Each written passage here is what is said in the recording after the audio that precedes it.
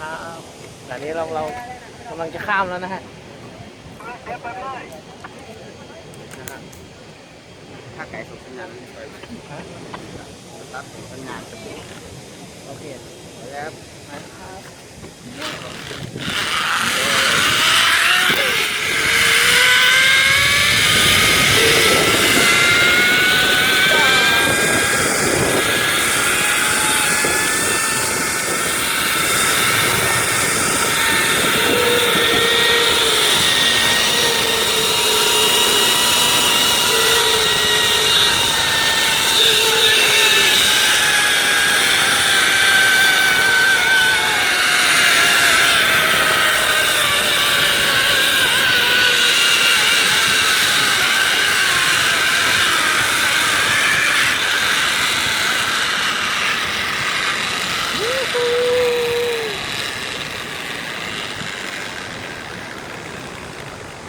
ยอดมากเลยครับ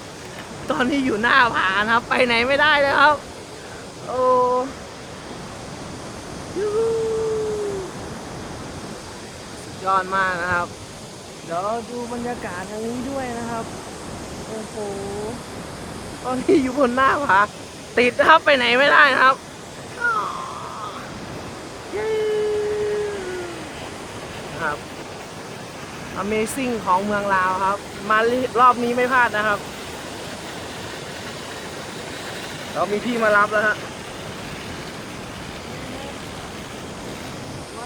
มวนมากเลยนะครับ Amazing เมืองลาว เมืองปากซองนะครับตัดฟานน้ำตกตัดฟานนะครับ ตอนนี้พี่เขากำลังพาผมกลับแล้วนะครับโอ้โหสุดยอดมากครับ